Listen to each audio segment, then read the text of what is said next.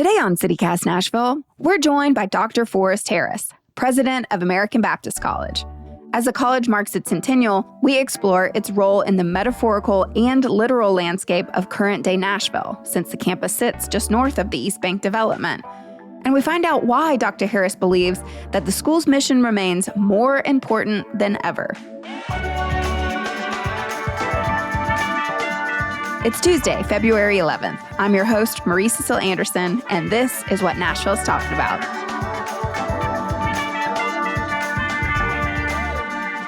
What is the mission ABC was founded on? Has it evolved over the years? We are celebrating our 100th year, starting last year, October 2024.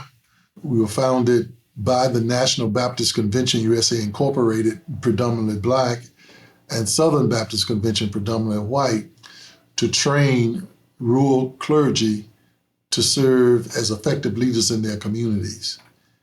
And that history has evolved over these 100 years, where American Baptist College is seen as a place where persons come to be trained for social justice and Christian service leadership in the world and in their communities. That mission has continued over these 100 years. And as a result, some of our graduates from this college that changed the nation in their leadership, Congressman John Lewis from Georgia, the Reverend C.T. Vivian, the Reverend Dr. Bernard Lafayette, who was a former president of the college, and a number and host of others have served the nation as a result of the training that they received here at American Baptist College. So our mission has been impactful for the nation, but it also has been transformative in the way in which we provided leadership in Nashville, Tennessee, and states across the country and around the world. So we are proud of this legacy, and that's the reason why we're celebrating. Can you explain for our listeners exactly where your campus is located if they don't already know? It's located in North Nashville along the Cumberland River on Trinity Lane, Baptist World Center Drive. Nashvillians have seen the huge steeple up in the sky and the white building. That's the headquarters for the National Baptist Convention, USA Incorporated, and our campus is located adjacent to that building. As Nashville grows, there's development everywhere you turn. And with the East Bank and River North developments happening just south of your campus, do you feel as though your school has been adequately involved in those planning conversations? We could have been more involved, being at the table to discuss how that development would impact the communities adjacent to us. And as a result of the staff here, our Executive Vice President Richard Jackson being involved in those discussions, more and more interaction has taken place and more strategic thinking about how the East Bank development could impact American Baptist College and the communities we serve. So going forward, we want to continue to have those conversations and planning so that we make sure that we are not, excluded from the development.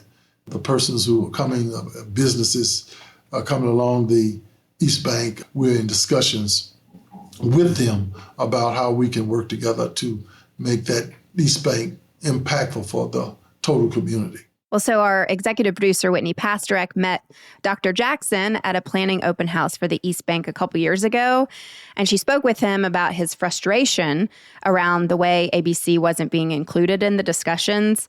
Why do you think that y'all weren't fully invited into the initial planning stages?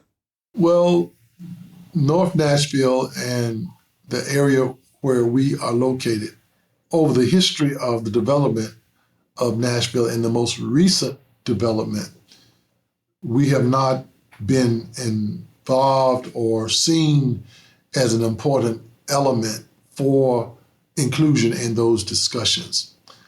There may be many reasons for that, but one that we think is clear is that North Nashville and this community has not received the priority in planning and development from all the efforts that the city has invested in terms of the area to grow. So now that growth in Nashville is happening everywhere, gentrification is occurring, everywhere. We need to be at the table and a part of those discussions. And I'm glad to say that that has improved and we are being a part of those discussions as we go forward. Yeah, not being asked to be included in the conversation, what type of message does the lack of inclusion send? Well, it always has been the challenge in terms of inclusion that underserved communities have always been seen in a secondary way and not as a primary person or group at the table. And that has a history here in Nashville and cities, I'm sure, other places where these communities have been overlooked, but we're seeking to change that.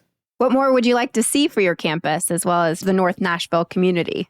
The intersectionality of economic development, public housing or housing, health and wellness, safety.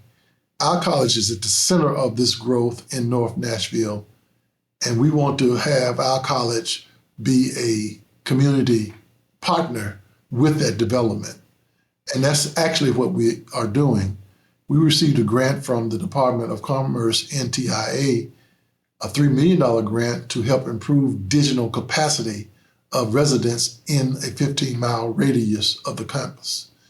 We received that about a year and a half ago.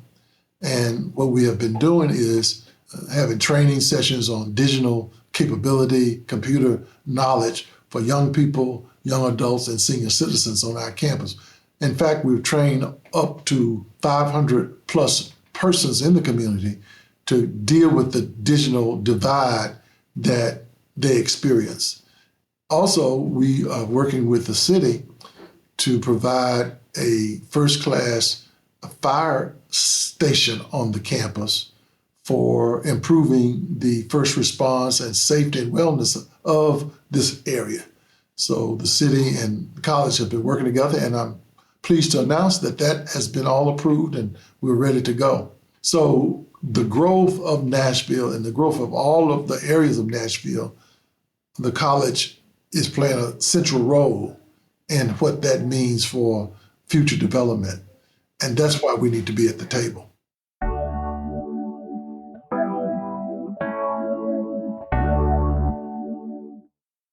I'd love to hear more about how ABC shaped the trajectory of Nashville. Well, during the 60s, James Lawson, who was a student at Vanderbilt Divinity School, interacted with students here at American Baptist College. I mentioned John Lewis, C.T. Vivian, Bernard Lafayette, and others, in nonviolent tactics to address the issue of segregated lunch counters. That nonviolent training involved them in a way wherein they organized protest, and in those protests gathered enough of the persons from other Black colleges and universities, Fisk, Tennessee State, and Meharry, and Vanderbilt and other places, to solidly present a front against that culture of segregation.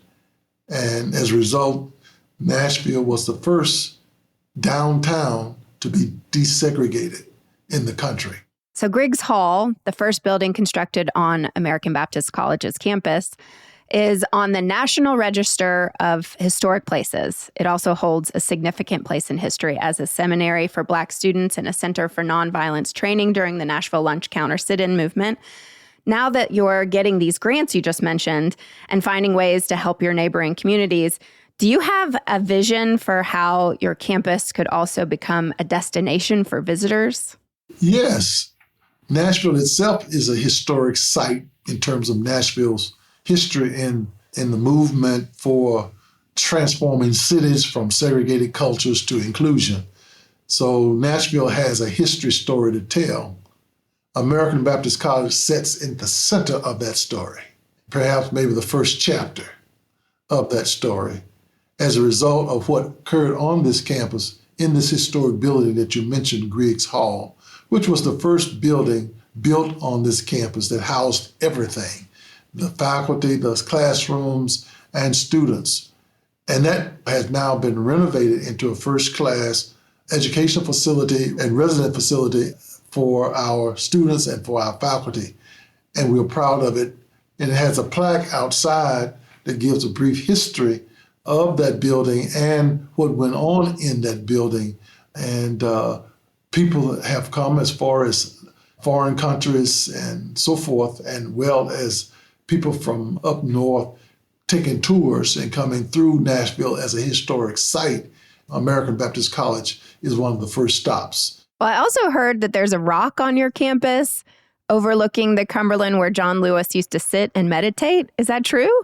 That's true. We renovated, also had a full renovation of our library, the Susan McClure Library, and we brought that rock up and put it right next to the library so that people can sit there and touch history as it relates to John Lewis and others who would go down to the Cumberland River and meditate and talk and get through the frustration of the movement. And there's an NBC white paper that shows John Lewis and Bernard Lafayette and James Bevel talking on the Cumberland River around that rock. So it sits up on the campus for people to be reminded of that history. Can anyone go sit on it? Oh yeah, it's huge enough for several people to sit on at one time. If someone comes to study at ABC now, what is the experience like? Who are the students you're enrolling in your 100th year? If students come to American Baptist College, they're going to get a first-class education in the liberal arts and in social justice and in civic engagement. They're going to get a first-class education in how to apply principles of justice as it relates to the Hebrew history and Bible, and how that connects with the history of African Americans struggling for justice and freedom in this country, and how that applies to the nation as a whole. They'll walk out of here with a diverse understanding of the world through our programs in entrepreneurial leadership, behavioral studies, theology and biblical studies, along with general studies. In any of those areas, we connect social justice as a lens for how they ought to see the world and see their work in the vocation that they choose. So right now we are attracting students from diverse locations and diverse experiences, and they, I think, are having the kind of education experience that positions them to be effective leaders in the world. So when you see young Nashville activists like Representative Justin Jones, do you see ABC's legacy reflected in their work? Most definitely. Legacies are ongoing. They are transferable. They are impactful for another generation to be informed by the history of them. Justin Jones, who I think graduated from Fisk and was a student at Vanderbilt Divinity School where I teach, and other young activists, Senator Charlene Oliver and others in Nashville, are recipients of the legacy impact of these historically Black colleges and universities. And they carry on that legacy through their activism and the way in which they understand the connection between politics and justice, politics and faith, politics and religion. They don't separate the two. And they're doing fine work as it relates to the issues that affect our communities: gun violence, economic disparities, the overpopulation of people of color in mass incarceration. All those kinds of things reflect the kind of leadership that we need and that they are giving toward these issues. Do you think the lessons that John Lewis and C.T. Vivian taught us have been carried forward to the non-Black population of Nashville well enough? The well enough, has it been carried forth well enough? Might say it this way: has it been carried forth to impact public policy and people supporting public policies that can make a difference for human flourishing for all people? Because what we need is conversation and dialogue about how this affects and impacts the community as a whole for the community's flourishing.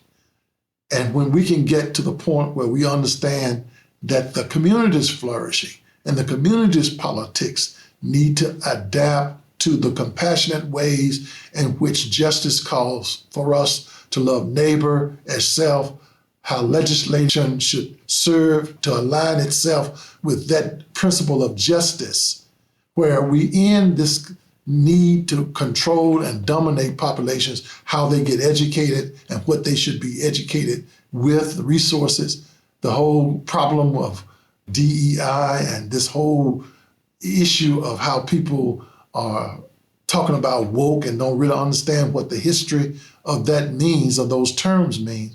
We need, for the legacy of John Lewis and Martin Luther King Jr., to impact and open up a revolution of values that we can see that the community's flourishing as a whole is contingent upon the flourishing of the least of persons in society, the poor and the underprivileged. Once we can get that message to the whole of the community, then I think we will see a difference in the way the country and cities like Nashville can flourish to support all persons, all citizens. I gotta know, does ABC offer classes for people who aren't enrolled? Like, could I myself come there and learn how to be a better member of our entire community, like you're talking about? Yeah, we have some points of intersection with the community around our Gun That Neighbor lecture series, and we're working on certificated programs so people like yourself can come and take a 6-week seminar. We have not gotten that as structured as we would like to move it forward, resources that we need, and extended faculty persons to facilitate it. But definitely we want to be an educator for the community, for persons like yourself who would like to come and be open to how religion and faith, justice, and all those things mean for your civic engagement. So, as the president, what is your biggest hope for ABC's future then, and its continued role in Nashville's development, both culturally and economically? That's a great question, particularly during our centennial celebration, because we think American Baptist College should exist for another 100 years doing this kind of work: social justice, equity, advocacy, and leadership. We call that our SEAL initiative that shapes all that we do, that we might continue to train and educate young people, Black, white, diverse cultures, for the kind of agency and leadership that they can give to the community. We think that's important work that we need to continue to do. And I think Nashville is the place, understanding the history of this school, that ought to step up strongly and ensure that American Baptist College has another 100 years to celebrate because of its historic impact upon the city here in Nashville. Well, as everybody knows, it's Black History Month. So as we talk about the legacy of ABC, what are the urgent messages from that history that people can bring to bear today, given the challenges we're facing locally and nationally?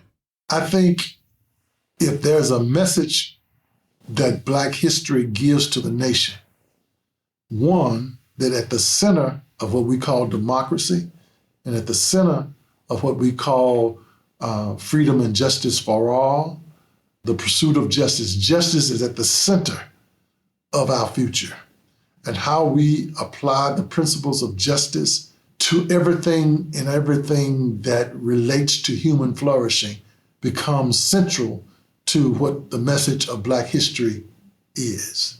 That exclusion based on race, discriminatory structures and systems that continue to exclude people from access to the best of what this country can offer them. Black history has taught us that once you decide to take down those barriers and make it accessible, that the nation is richer and more able to deliver on its democratic promises. That, I think, is a central message of Black history, and Black history has actually taught this message and lesson to the nation. And the nation would not be what the nation is without the history of Black people in this country, forcing the nation to honor the best of its principles of democracy and how that democracy ought to be one that gives everybody the chance for full citizenship and flourishing. And as Dr. King would put it, that it is this inescapable network that we are involved in together with all the diverse cultures and people in this country, that what affects one directly affects all of us indirectly. When one person is victimized by discrimination or injustices, when people are hungry because there are food deserts and the consumerism and the profit making of the wealthy ends up robbing resources for those at the bottom, and that we cannot invest in making sure that everybody has food for their stomach and culture and education for their minds, that we need and we can do much better than we have done to make sure that is a reality, not only in Nashville and Tennessee, but around the country and in the world. Black history is a great teacher of what justice means, and justice without love is anemic. Both cannot serve. So Dr. King taught us that justice needs to be wedded with love, and love that is not sentimental, love that is not just romantic, but love that corrects everything that injustices provide, corrects that, and vice versa. As you're celebrating 100 years, are there events that anyone in Nashville can come to and enjoy? We are going to have in March our Gun and Neighbor lecture series, The Untold Story, The Unending Struggle, and The Unlimited Future. And we invite you to come. It's March the 17th through the 21st, 2025. And we're having it at the historic 15th Avenue Baptist Church so that we bring the community and the college together. And we're going to have an event in Black History Month at First Baptist Church, Capitol Hill, where the Reverend Dr. Kelly Miller Smith Sr. was the pastor and taught here at American Baptist College. The pastor now, senior pastor, is the Reverend Dr. Shane Scott, and he has invited us to worship with First Baptist Capitol Hill on, I think, February the 16th, and have American Baptist College Day, where we are emphasizing the legacy of James Lawson, who was the nonviolent teacher here in Nashville. And we invite the community to come to First Baptist Capitol Hill on February the 16th at 10 o'clock so that we can honor the legacy of James Lawson, have American Baptist College Day emphasis as we recognize James Lawson, along with the Lawson Institute at Vanderbilt Divinity School, where Dr. Phyllis Shepard is the director of the Lawson Institute at Vanderbilt. That is February the 16th. Dr. Harris, it really, again, such a privilege to speak with you today. And listeners, if you're like me, looking for community more than ever, I really highly recommend checking out these events this month. It's a great moment in the country with the challenges that we face, no matter what political perspective you have. It is a great time to celebrate Black history and remind ourselves of the struggle that we all have had, blood, sweat, and tears. That's Black and white. We've fought a civil war. We've had all kinds of violence and all kinds of challenges in this modern period. The January 6th challenge that we had to the nation's capital and the new administration and all the things that are going on. This is an important moment in the history of the nation to dig down into the history of our struggle and realize that we have never been what we could be, that we have never fully developed and had democracy serve as it should, but we have the opportunity to do it if we have humans over hate and conversations that help us perpetuate what justice means for our nation. Mic drop. That is the best way to end the show. Thank you so much, Dr. Harris. Thank you.